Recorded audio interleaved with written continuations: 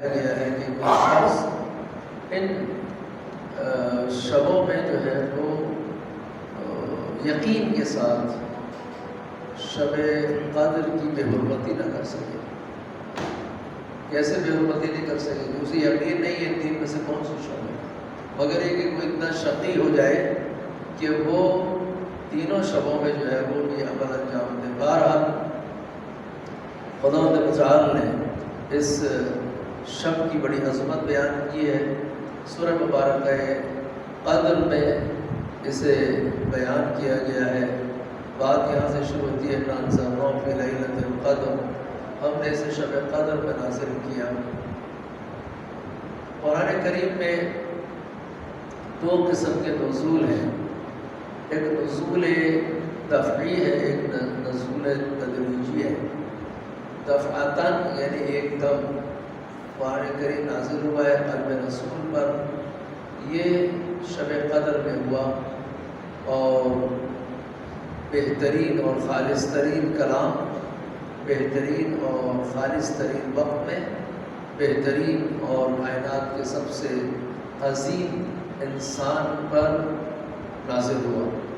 بس یہ اس شب کی اہمیت ہے. اگرچہ کہ قرآن کریم میں بھی اور دیگر جو گزشتہ امتیں ہیں ان میں بھی شب کو ایک خاص مقام حاصل ہے نیکی کے اعمال کے لیے، جہاں قرآن کریم برائی انجام پانے کے لیے بھی رات کی تاریکی کو بیان کرتا ہے. قل اعوذ برب الفلق من شر ما خلق ومن شر غاسق اذا وقب، اور اس اندھیری رات سے جب وہ چھانے لگے. کیوں اس سے پناہ میں جاؤ خدا کی؟ اس لیے کہ اس میں گناہ زیادہ انجام پاتے ہیں. اس لیے خدا جو ہے انسان کو یہ حکم دیتا ہے کہ میری پناہ میں آؤ تاکہ محفوظ رہو. قل اعوذ برب الفلق من شر ما خلق ومن شر النفاثات فی العقد. تو یہ جو خداوند عالم کا اعلان ہے، اگرچہ کہ یہ منفی پہلو ہے لیکن مثبت پہلو بھی اسی رات میں زیادہ انجام پایا ہے. خداوند عالم اپنے حبیب کو معراج پر لے گیا، سبحان الذی اسری بعبدہ، رات ہی میں لے گیا. بس ظرف جو ہے، وقت جو ہے وہ رات کا اہمیت رکھتا ہے. اسی طرح سے قرآن کریم کو شب قدر میں نازل کیا جو سب سے عظیم کتاب ہے اور قیامت تک باقی رہنے والی ہے. اِنَّا أَنزَلْنَاهُ فِي لَيْلَةِ الْقَدْرِ. لیلۃ القدر جو ہے، یہ قدر کیا ہے؟ شب تقدیر ہے. تقدیر یعنی کسی شے کا بننا. اگر کوئی شے بنانا چاہتے ہیں آپ، اس کی اندازہ گیری کرتے ہیں. قدر کہتے ہیں عربی میں اندازہ گیری کو. کسی شے، مثلا آپ ایک انجینئر گھر بنانا چاہتا ہے تو وہ گھر کا جو نقشہ بناتا ہے یہ اندازہ گیری ہے. وہ اندازہ کر رہا ہے کہ کہاں کتنے وسعت کا کمرہ بنے گا، کہاں پر جو ہے وہ بقیہ جو چیزیں ضروری ہیں گھر میں بننے کی وہ بنے گی، اور یہ چار دیواری ہے. یہ جو اندازہ گیری ہے اسے عربی میں تقدیر کہتے ہیں، قدر کہتے ہیں، مقدار کہتے ہیں. اس شب میں تقدیر معین ہوتی ہے انسان کی آنے والے سال کے لیے. انسان ان شبوں میں اپنی تقدیر کو دعاؤں اور خداوند عالم سے گڑ گڑا کر اسی بارگاہ میں اسے حاصل کر سکتا ہے. آنے والے حج میں حاجیوں کے نام آج کی رات لکھے جاتے ہیں. یہ جو دعائیں آپ پڑھتے ہیں ماہ رمضان کی نمازوں کے بعد، ان میں سے ایک یہ دعا بھی ہے کہ ہمیں، یا شب قدر کی دعاؤں میں سے بھی دعا ہے جس میں یہ لفظ آیا ہے کہ ہمیں اس سال کے حاجیوں میں سے قرار دیں. بہرحال یہ شب تقدیر ہے، اور اس میں خداوند عالم نے قرآن کریم کو نازل کیا ہے. رسول گرامی جب خود وجود رکھتے تھے ان پر یہ قرآن کریم نازل ہوا جب تک وہ آپ رہے اس وقت تک یہ شب قدر ہے، لیکن کیا اس کے بعد بھی ہے؟ بالکل ہے، شب قدر ہے، نزول قرآن جو ہے وہ کامل ہو گیا، لیکن شب قدر ہے۔ ایک جو چیز بیان کرنا رہ گئی وہ نزول تدریجی قرآن ہے۔ قرآن کریم دفعتاً واحدتاً قلب رسول پہ نازل ہوا، اور پھر آہستہ آہستہ جیسے جیسے واقعات پیش آتے رہے ویسے ویسے آیات جو ہے تدریجاً 23 سال میں آپ کے اوپر نازل ہوئی۔ 13 سال جو ہے وہ مکے کے اور 10 سال جو ہے وہ مدینے کے۔ ان میں جو قرآن آہستہ آہستہ نازل ہوا اسے کہتے ہیں نزول تدریجی۔ قرآن کریم انزال کی جہاں بات کرتا ہے یعنی ایک دم، اور جہاں تنزیل کی بات کرتا ہے ہم نے ونزلنا القرآن، ہم نے قرآن کو تنزیل کیا یعنی تدریجاً نازل کیا۔ بس شب قدر میں دفعتاً واحدتاً قلب رسول میں نازل ہوا، اور شب 27 رجب پہلی آیت تدریجاً آنا شروع ہوئی، یعنی نزول تدریجی کا آغاز شب 27 رجب ہے، اور نزول دفعی جو ہے وہ شب قدر میں ہے۔ بس یہ بات آپ کے سامنے واضح ہو گئی۔ خدا تعالیٰ کسی بھی شے میں برکت دیتا ہے، جیسے آپ نے سنا کہ ماہ مبارک رمضان کو اس نے اتنی برکت دی ہے کہ اس میں سانس لینا بھی عبادت ہے، سونا بھی عبادت ہے۔ ایک آیت اگر آپ تلاوت کریں تو پورے قرآن کی تلاوت کے برابر ہے۔ یہ خدا تعالیٰ نے مومنین کے لیے جو ہے وہ ایک پیکیج رکھا ہوا ہے کہ وہ اس سے زیادہ فائدہ اٹھائے۔ کافر اس سے کوئی فائدہ نہیں اٹھاتا، اس لیے کہ وہ ان چیزوں کا معتقد ہی نہیں ہے۔ بس خدا تعالیٰ نے ایمان کا صلہ دیا ہے مومن کو، اور یہ جو اس کے لیے فراوانی اس نے قرار دی ہے ماہ مبارک رمضان میں، اور خصوصاً یہ اپنے عروج کو پہنچ جاتی ہے شب قدر میں۔ وما ادراک ما لیلۃ القدر، اور آپ کو کیا معلوم کہ لیلۃ القدر کی عظمت کیا ہے؟ لیلۃ القدر خیر من الف شہر۔ شب قدر مغرب کی اذان سے جب شروع ہوگی تو اس شب میں کوئی بھی عمل آپ انجام دیں وہ 1000 مہینوں سے بہتر ہے۔ آپ ایسے 1000 مہینے تصور کریں جس میں شب قدر نہ ہو۔ مثلا شب قدر میں ایک بھی عمل، ایک درود بھیجا آپ نے اہل بیت پر، یہ ایک درود 1000 مہینے درود بھیجتے رہنے سے بہتر ہے۔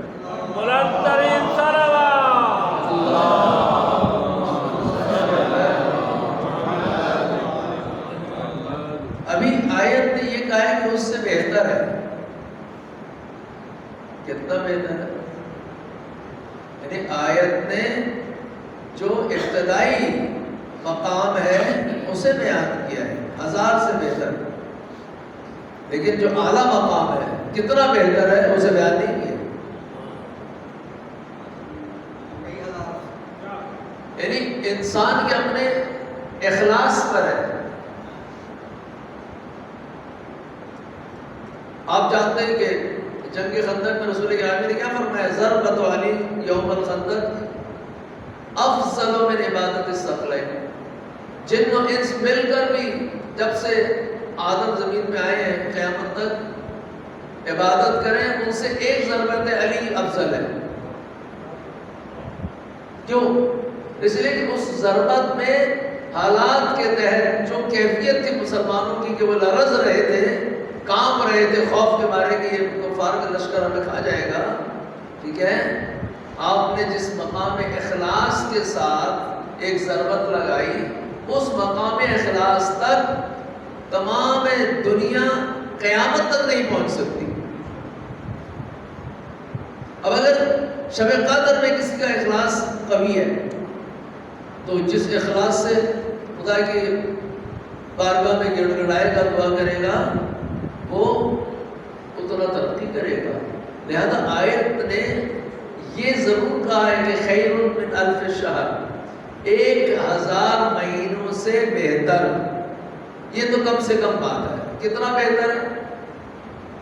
اس آخری حد کو بیان نہیں کیا، یعنی جو پہلی سیڑھی جہاں سے شب قدر میں ثواب کسی بھی شے کا جو آپ انجام دیں گے، مثلا آپ ایک روپیہ صدقہ دیتے ہیں شب قدر، خیر من الف شہر۔ کسی کو سلام کرتے ہیں، سلام کرنا جو ہے وہ کیا ہے؟ مستحب ہے، جواب دینا واجب ہے۔ یہ ایک سلام کرنا خیر من الف شہر۔ ہر عمل صالح جو اس شب میں انجام دے گا انسان کو، خیر من الف شہر۔ 2 رکعت نماز پڑھے گا، خیر من الف شہر ہے۔ ایک دفعہ سبحان اللہ کہے گا، ایک دفعہ سبحان اللہ کہنا خیر من الف شہر ہے۔ ایک دفعہ اللہ اکبر کہنا خیر من الف شہر ہے۔ اور کس قدر خیر ہے اس کی آخری اتنا معلوم نہیں۔ خدا متعال جواد ہے، فیاض ہے، اس کے اکاؤنٹ میں جتنا وہ دیتا ہے تو کمی واقع نہیں ہوتی بلکہ اضافہ ہوتا ہے۔ وَلَا يَزِيدُ كَثْرَةُ الْعَطَاءِ إِلَّا جُودًا وَكَرَمًا۔ دعائے کمیل کے آخر میں آپ پڑھتے ہیں کہ خدا عالم جتنا دیتا ہے اس کی جود و سخا میں اضافہ ہوتا ہے، اس کی عطا میں اضافہ ہوتا ہے، اس کے پاس جو اس کی ملکیت میں ہے اس میں کمی واقع نہیں ہوتی۔ تو وہ آخری درجے تک عطا کر سکتا ہے۔ لینے والے کا ظرف ہونا چاہیے، جو لینے والا ہے اس کا ظرف کتنا ہے وہ یہ دیکھتا ہے۔ بس آج کی رات جو ہے وہ اس اعتبار سے اہمیت کی حامل ہے۔ آپ آج کی رات میں مظلوم کے لیے ایک دعا کرتے ہیں دل کی گہرائی سے۔ اس وقت دنیا میں کتنے مظلوم ہیں، خصوصاً مسلمان، خصوصاً جو اس وقت شیاطین کے مقابلے پہ اپنے بچے اور مائیں اور بہنیں ان کی قتل ہو رہی ہیں، مارے جا رہے ہیں، ان کے لیے دعا کرتے ہیں۔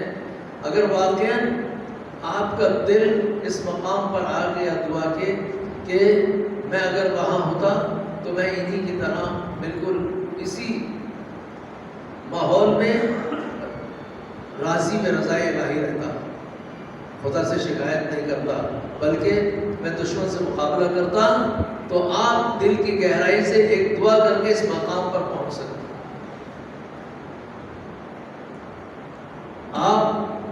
ہم دعا کرتے ہیں کہ ہمیں خدا متعال ہمارے مرنے والوں کو کربلا کے شہداء کے ساتھ معشور فرمائے، دعا کرتے ہیں نہیں کرتے؟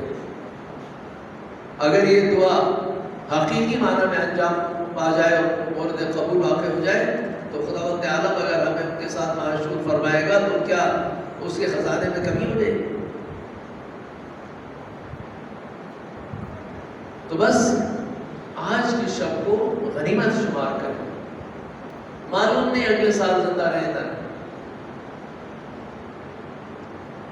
معلوم نہیں کہ اگلے سال اس حالت میں بھی ہوں، اس کیفیت میں بھی ہوں کہ شب قدر میں خدا کی بارگاہ میں حاضر ہو سکے۔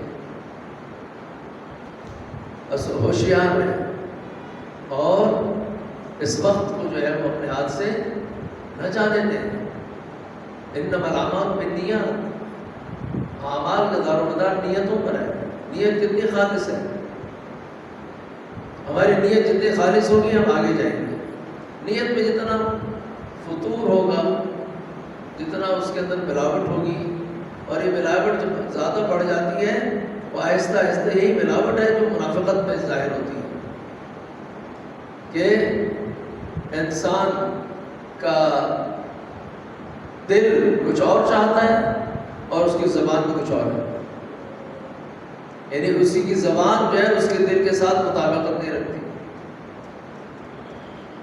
منافقت یہاں سے شروع ہوتی ہے۔ تو انسان جو ہے وہ اپنے ساتھ کم سے کم منافقت نہ کرے اور خالص ہو جائے، اور یہ شبیں اس شبوں میں دعا کرے خداوند عالم سے کہ اسے خالص کرے، اس کی عاقبت بخیر کرے، اس کی جو موت ہے وہ قرآن اور اہل بیت پر واقع ہو، ان کے ساتھ واقع ہو۔ ایسا نہ ہو کہ جب وہ روح قبض کرنے کے لیے فرشتہ آئے تو یہ دنیا کی محبت میں ملوث ہو، میرے ہاتھ سے یہ چلا گیا، بچے چلے گئے، اتنا زبردست گھر بنایا تھا رہنے کے لیے، اب یہ فرشتہ آ گیا مجھے ادھر لے جانے کے لیے۔ یہ باتیں جو ہے نا یہ دلالت کرتی ہے کہ اس کا دل جو ہے ابھی دنیا کی چیزوں سے لگا ہوا۔ مومن وہ ہے کہ دنیا کی اشیاء کو استعمال کرتا ہے مثبت، لیکن اسے دل نہیں لگاتا کہ اگر اس کو وہاں سے لے جایا جائے تو تڑپ پیدا ہو جائے اس میں۔ یہ جو عذاب قبر ہے یہی تعلق ہے انسان کا اس عالم مادہ کے ساتھ۔ خدا کہتا ہے کہ چلو قبر میں، یہ کہتا نہیں ابھی تم یہ دنیا میں رہنا بھی، یہاں کیوں لے جانا۔ یہ کیفیت ہوتی جب انسان دنیا سے، اس وقت انسان کو راضی میں رضا الہی رہنا چاہیے۔ کون راضی میں رضا الہی رہتا ہے؟ کہ جو خدا بند متعال اور اہل بیت سے ملاقات کا عشق رکھتا ہے، اس کو کچھ نہیں ہوتا، اسے فشار قبر نہیں ہوتا۔ اس فشار قبر ہم اپنے اعمال سے بناتے ہیں، ہمارا عمل ہے جو فشار قبر بنتا ہے۔ اگر میں اس دنیا میں اپنے آپ کو خالص کروں، اس آخر وقت میں شیطان حملہ آور ہوتا ہے، اس کی کوشش یہ ہوتی ہے کہ یہ موحد دنیا سے نہ جائے، یہ مشرک ہو کے دنیا سے جائے۔ آخر وقت میں آ کر وسوسہ ڈالتا ہے انسان کے دل میں، دیکھو یہ تمہارا کیسا خدا ہے، اتنا سب کچھ دینے کے بعد ابھی تمہیں موت دے رہا ہے۔ لیکن اگر انسان مطمئن ہوگا اور راضی برضا الہی ہوگا، اس نے پیدا کیا تھا انا للہ و انا الیہ راجعون، اسی کی طرف پلٹ کے جانا ہے، اب راضی برضا الہی ہے، صابر شاکر ہیں، تو نہ کوئی فشار قبر ہے بلکہ ملائکہ اس کا استقبال کریں۔ تو ہمیں جو ہے وہ ہوشیار رہنے کی ضرورت ہے۔ اس شب قدر میں جناب فاطمہ الزہرا سلام اللہ علیہا دن میں بچوں کو سلاتی تھی کہ رات کو شب بیداری کر سکیں، حتیٰ بچے، اور کوئی مسئلہ اونگنے لگتا تھا اور کسی کو نیند آنے لگتی تھی تو اس کے اوپر پانی کی کے چھینٹے ڈالتی تھی تاکہ یہ جاگتا رہے۔ ایک ایسے گھرانے کو کہ جس کے لیے خداوند عالم نے طہارت کی قسمیں کھائی ہیں، اسے شب بیداری کی اس قدر ضرورت نہیں ہے، لیکن انہوں نے یہ عمل انجام دیا اس لیے کہ وہ خداوند عالم کے عاشق ہیں، وہ عشق الہی میں یہ عمل انجام دیتے ہیں۔ انہیں جو ہے وہ ہمیشہ ثواب کی طرف نہیں ہے، وہی کہتے ہیں کہ خدا لائق عبادت ہے اس لیے ہم اس کی عبادت کرتے ہیں، نہیں کہ اس کی جہنم کے خوف سے یا اس سے کوئی تجارت کرنا چاہتے ہیں، اس کی عبادت کریں گے کچھ ہمیں ملے گا،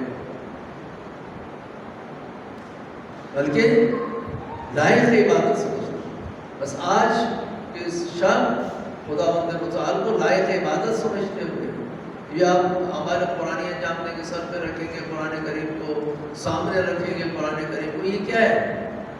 یہ عہد و پیمان ہے کہ میں ساری زندگی، سارے سال آئندہ اسی قرآن کے ساتھ زندگی گزاروں گا، اس کے احکام کے خلاف کوئی کام نہیں کروں گا، قرآن کریم کے حلال کو حلال سمجھوں گا، قرآن کریم کے حرام کو حرام سمجھوں گا، کوئی اس کی جو حدود ہے انہیں نہیں توڑوں گا۔ اگر نہ ایک آدمی سر پہ قرآن رکھا ہوا ہے اور اسے پتا ہے کل جو ہے وہ یہ کام کرنا ہے، تو یہ سر پہ قرآن رکھنا کیا ہے؟ کہ اپنے آپ کو دھوکہ دینا ہے۔ اسے پہلے سے پتا ہے کہ سر پہ قرآن رکھ کر اگلے دن تو یہ کام کرنا ہے۔ جیسے ہمارے ہاں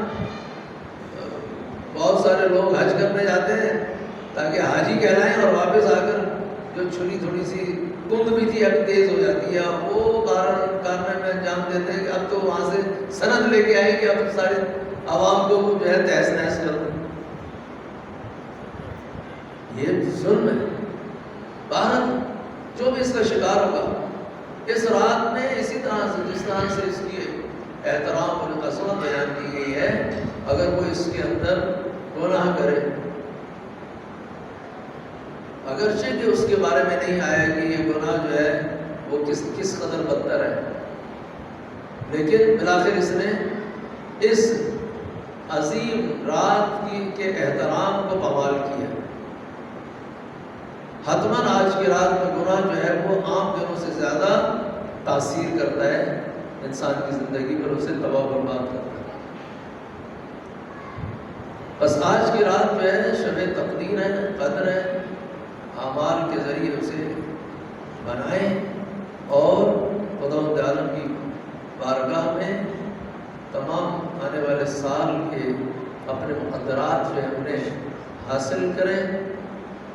اور جو چیز سب سے زیادہ اہمیت کی حامل ہے وہ مال و منال کے سے بالاتر انسان کی خداوند عالم کی نسبت قربت ہے. اہل بیت علیہ السلام کا جو سایہ ہے اس میں جانا ہے، جیسے کہ ابھی اسی سورہ قدر کے آخر میں آیا ہے کہ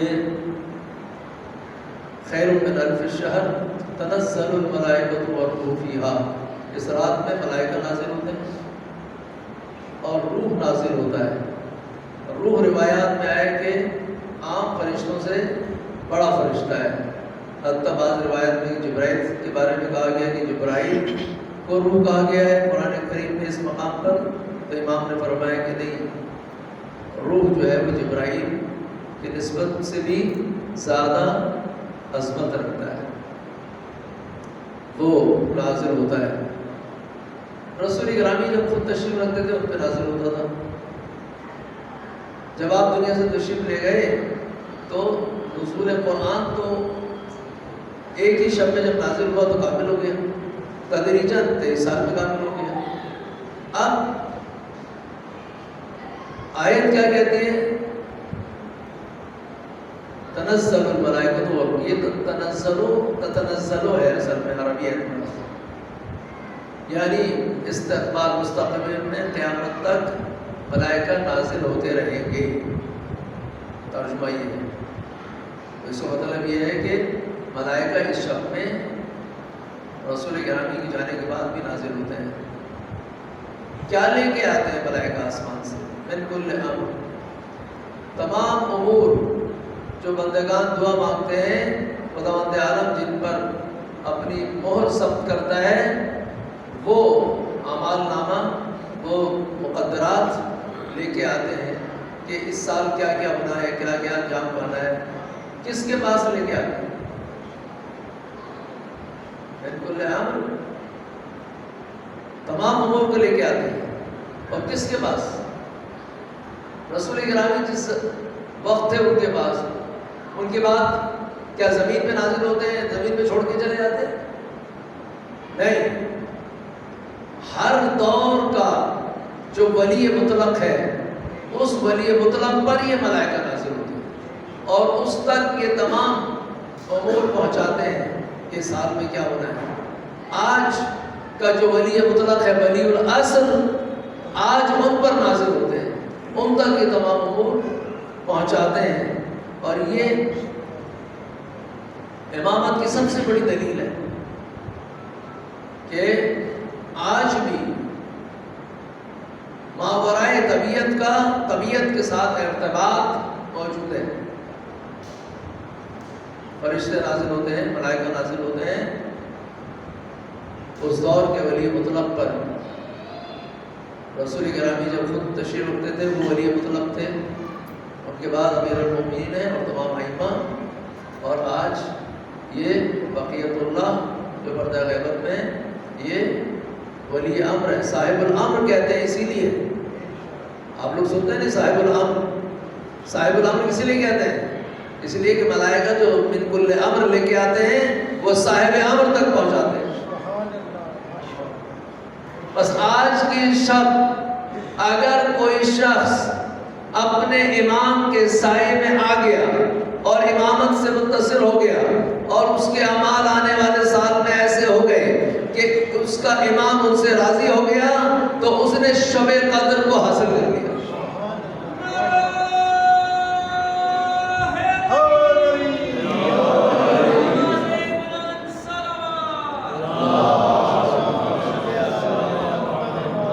خلاصہ کلام کیا ہو؟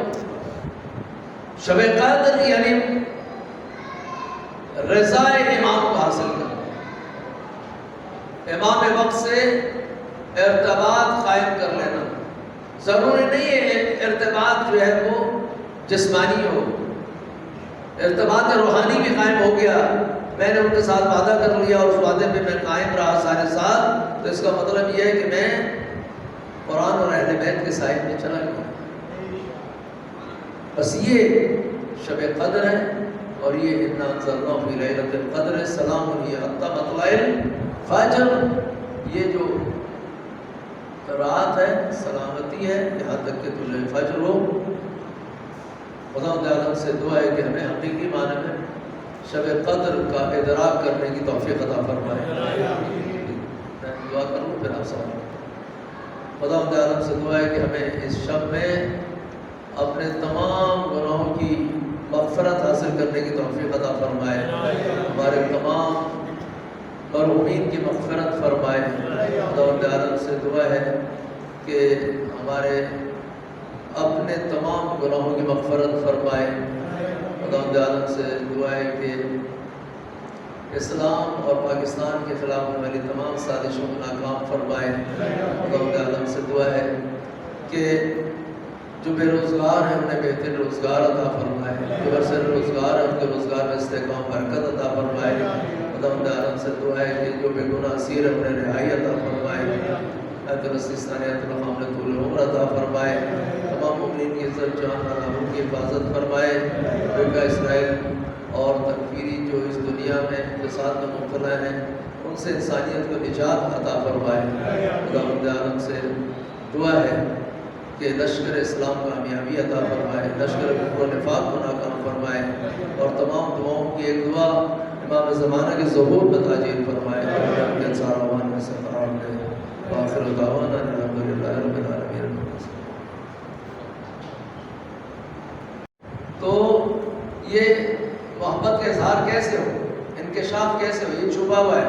میرے دل میں خدا کی محبت ہے، یہ کھولے کیسے سب کے سامنے؟ خدا اسے کھولنا چاہتا ہے. اسی دنیا میں اس چھپی ہوئی شے کو آشکار کرانا چاہتا ہے.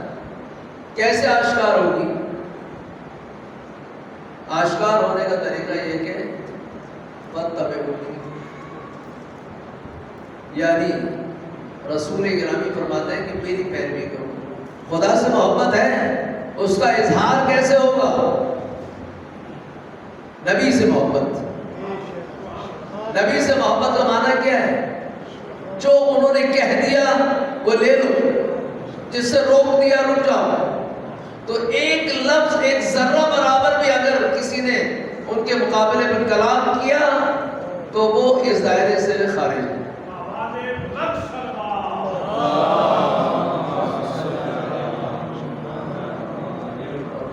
جیسے آپ نے ذکر کیا کہ دعا ہم مانگتے ہیں کہ اللہ پاک ہمیں ہر سال حج کروائیں.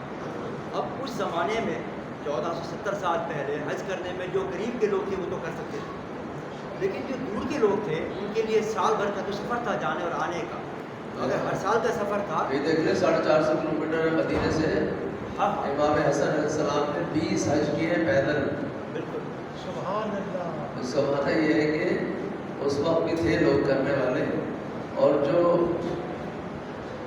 اپنے عشق میں اس سے بھی آگے نکل جاتے ہیں تو وہ تو ان مادی وسائل کے بغیر ہی پہنچ جاتے ہیں. ہاں پھر سوال رہے گا اپنی جگہ جی روحانی کے حساب سے تو آپ کی بات بجا ہے، لیکن اس زمانے کے حالات اور جہاں ہم رہ رہے ہیں، جہاں آج میں اور ہم سب رہ رہے ہیں 2024 میں، جی ہمیں ان حالات کا بھی تقابلہ کرنا ضروری ہے. جی جی جیسے آپ نے تقدیر کا ذکر کیا، اب جی، اس جی۔ زمانے میں نہ ہوائی جہاز تھا، نہ کاریں تھی، نہ موٹریں ابھی تھی. تو اور آسان ہو گیا نا. ابھی تو حج جو ہے وہ حج ایک تربیت اور روحانی غذا حاصل کرنے کی بجائے مادی تفریحات کا مرکز بن گیا ہے. اسی بات کے تحت تو آپ انما الاعمال بالنیات، جو وہاں تفریح کرنے جاتا ہے تو وہ تفریح کرے، جو وہاں پر خدا اور اہل بیت کو تلاش کرتا ہے انہیں وہ ملیں گے. وہ تو بات کی بات لکم ہے. دینکم ولی دین. نہیں دیکھیے، یہ تو بات کی بات ہے کہ آپ وہاں کیا تلاش کرتے ہیں، ہم اس بات پہ نہیں جا رہے. ہم تو جا رہے ہیں کہ اس زمانے کے ٹولس کیا تھے اور اس زمانے کے ٹولس کیا ہیں. آج کا انسان یہاں کراچی والا بھی بیٹھ کے ہر جمعے کو خانہ کعبہ جا رہا ہوتا ہے، کیونکہ 4 گھنٹے کا سفر ہے، آگے 1 گھنٹے کا سفر ہے، پھر 6 گھنٹے میں یہاں واپس آ رہا ہوتا ہے. تو وہ جو فرق اس زمانے کا تھا اور آج کے زمانے کا فرق جو بیچ کے جو حالات بدل گئے، اور جن لوگوں نے ان حالات کو بدلا ان لوگوں میں جن کا کنٹریبیوشن ہے وہ بھی تو واقعات حالات بدل گئے. لیکن اب بات آئی تقدیر کی، کہ تقدیر کے عمل کے ساتھ 2 چیزیں ہیں، ایک دین اور دنیا. وجہ ہے کہ دین بہت اعلیٰ اور اصل زندگی وہی ہے، لیکن جو یہ دنیا ہے جہاں آپ جی رہے ہیں، جہاں اسلامی 58 ممالک ہیں، میں جہاں پاکستان جہاں میں جی رہا ہوں، تو میری دعا کے ساتھ حکومت کا بھی عمل ہے کہ حکومت اپنے عوام کے لیے آسانیاں پیدا کرے. یہی تمام چیزیں جہاں ممبر نہیں ہیں، جہاں مساجد نہیں ہیں، جہاں امام بارگاہ نہیں، جن کو ہم امریکہ یورپ کہتے ہیں، وہاں کے انسان کے لیے تو ہر سہولت موجود ہے. اور وہ تقدیر کے جو فرشتے بھی آتے ہیں وہ ان کو حکومت مہیا کر رہی ہوتی ہے.